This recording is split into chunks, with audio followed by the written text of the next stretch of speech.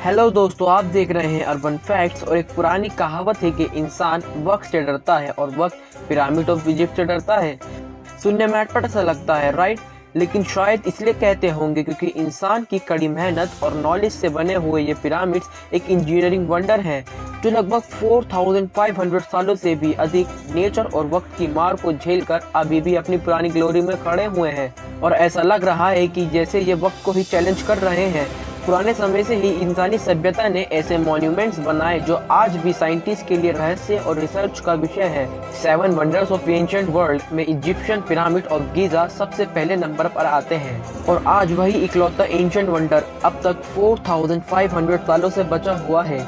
हर मुसाफिर जो पिरामिड्स को विजिट करते हैं वे उन्हें देखकर मेस्मराइज्ड और सम्मोहित होकर आज तक यही प्रश्न उठाते हैं कि यार कैसे और कहां से इतने भयंकर पत्थरों को लाकर इतने विशाल पिरामिड्स बनाए होंगे। ये 5,92,000 square feet base area cover करता है और करीब 20 लाख पत्थरों के ब्लॉक से बना हुआ है। हर लाइमस्टोन या ग्रेनाइट से बने पत्थर हाथियों के वजन से भी अधिक, लगभग 2 से 30 टन के थे और कुछ तो 50 टन से भी ज्यादा। ये पत्थर जो वजन में टनों के होते थे उन्हें 400 फीट ऊंचाई तक, जो आज के 48 स्टोरी की बिल्डिंग होती है, इतनी ऊंचाई तक आखिर कैसे पहुंचाया गया। फ्रेंड्स, आज के इस वीडियो में हम इसी राज से पर्दा उठाएंगे और कुछ ऐसी बातें बताएंगे जो अब तक हमसे छुपाई गई थी। तो बिल्कुल बने रहिए अंत तक और आज का वीडियो बहुत ही इंटरेस्टिंग होने वाला है। तो फ्रेंड्स, बहुत लोग मानते हैं कि पिरामिड सिर्फ इजिप्ट में ही है। वेल, ना तो पिरामिड्स इजिप्ट में सबसे अधिक हैं और ना तो सबसे बड़ा पिरामिड इजिप्ट में है। सूडान में सबसे अधिक 255 पिरामिड्स हैं जो इजिप्शियन पिरामिड से भी 500 साल पहले बनाए गए थे और दुनिया का सबसे बड़ा पिरामिड चोलुला मैक्सिको में है। तो अभी भी सवाल आता है कि आखिर पिरामिड्स ऑफ इजिप्ट में क्या खास बात है जो इसको सबसे अलग बनाती है। यह बना था जब मैथ्स और आर्किटेक्चर को इंसानी एक्सेप्टेंस नहीं मिली थी और पाइथागोरस ट्रायंगल थ्योरम की डिस्कवरी के 2500 साल पहले। पिरामिड्स को बेहद खास इसलिए बताया जाता है क्योंकि यह जिस जगह इजिप्ट के गीजा में बना हुआ है वो दुनिया के ईस्ट वेस्ट पैरेलल और नॉर्थ साउथ पैरेलल के इंटरसेक्टिंग पॉइंट या चौराहे पर बना हुआ है, यानी उस जगह को पूरी दुनिया का सेंटर माना जाता है। और पिरामिड्स इतने अलाइंड है कि नॉर्थ पोल को फेस करते हैं। उस जमाने में मॉडर्न साइंस जैसे कैंपस कैलकुलेशन के बिना ये काम करना बेहद सरप्राइजिंग लगता है।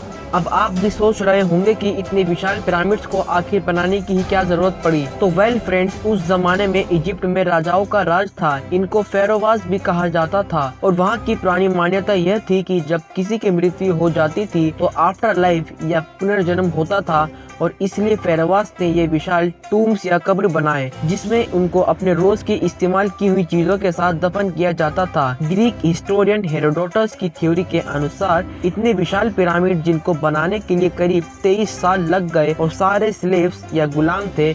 इस थ्योरी को मॉडर्न रिसर्चर्स नहीं मानते हैं और उनके हिसाब से ये करीब 1 लाख वर्कर्स जो कि किंग के प्रति इतने वफादार थे कि उन्होंने अपनी इच्छा से इतना वंडरफुल काम किया।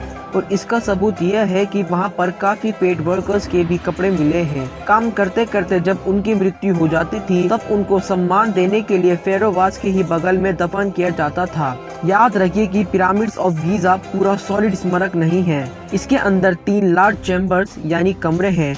सबसे निचले चैम्बर को क्वीन चैम्बर कहते हैं, उसके ऊपर एक रहस्यमय कमरा है जिसको ग्रैंड गैलरी कहते हैं और सबसे ऊपर में किंग खुफू यानी कि फेरोवाह का ब्यूरियल चैम्बर है। 3 और चैम्बर्स को पैसेजेस यानी कि रास्तों से जोड़ा गया है। और आप अब सोच रहे होंगे कि ऐसे हाथियों से भी भारी हर ब्लॉक्स को ऊपर तक कैसे ले गए होंगे और उनको एक्यूरेट फिट करने के बाद किस चीज से ज्वाइन किया गया होगा। उस जमाने में तो टेक्नोलॉजी और हैवी मशीनरी जैसे कि क्रेन्स या जेसीबी नहीं हुआ करती थी। फ्रेंच आर्कियोलॉजिस्ट GNPR के अनुसार इंटरनल रैंप या ढलान वाले रास्तों के सारे स्टोन ब्लॉक्स को ऊपर तक ट्रांसपोज किया गया, जिसका सबूत हमें रिसर्च के दौरान मिला। और उन भारी ब्लॉक को जोड़ने के लिए मोर्टार का इस्तेमाल किया गया था। ये एक सैंडलाइन और जिप्सम का पेस्ट है जिसने हर ब्लॉक को जोड़ने का काम किया। और कहते हैं कि जब ये मोर्टार छोड़ा गया तो इसकी स्ट्रेंथ उन जुड़े हुए पत्थरों से भी ज्यादा स्ट्रॉन्ग हो गई थी। और शायद ये भी एक कारण रहा होगा कि पिरामिड्स को वक्त की मार झेलने में इतनी मदद मिली। सभी को पता है कि इजिप्ट एक डेजर्ट है और जहाँ ये पिरामिड्स बने हुए हैं समर में टेम्परेचर 50 डिग्री के ऊपर चला जाता है, लेकिन इन पिरामिड्स के अंदर ऐसा एयर कंडीशनिंग सिस्टम है जिससे टेम्परेचर 20 डिग्री के ऊपर नहीं जाता है।